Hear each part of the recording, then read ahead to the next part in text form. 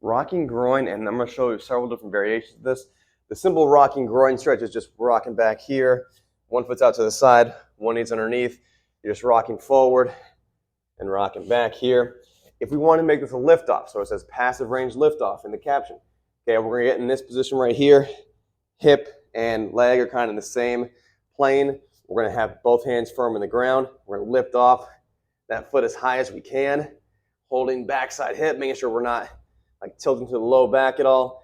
This is making me cramp a little bit in the outside hip. Right there, squeezing, squeezing, squeezing, and then relaxing down, okay? That's a lift-off variation.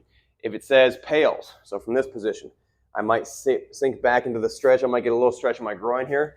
I then might push this foot down as best I can. Try not to keep the leg like straight out here, like a slight bend in the knee is usually a little more comfortable, but I'm driving the foot down, squeezing groin here as best I can. So I'm in my end range of motion, whatever that is. And then I'm fighting that foot down and I'm holding for whatever the PAILS says. A PAILS and rails would then be a PAILS pushing down here, and then a rails, which is trying to drive and lift that foot off. But because I'm so deep into the range, I can't, right? That's the big difference between a lift off and a rails is lift off's kind of in this mid range here where I can actually get some range there. A rails is where I'm so deep into it, I can't lift it off, okay? If it says positional isometric, big key here. When we're doing a positional isometric, we find the mid-range and we contract there for a certain amount of time for whatever the sheet says.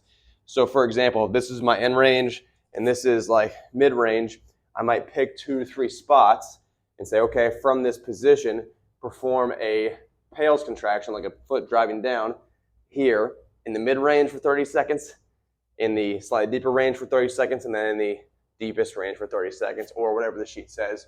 Pick 2 spots, 45 seconds, 1 spot, 60, whatever it is.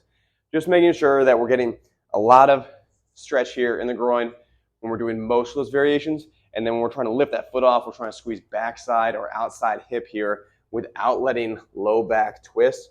So we don't want to see the kind of like fire hydrant stuff. We want to get as fixed as possible. Very similar to a quadruped position.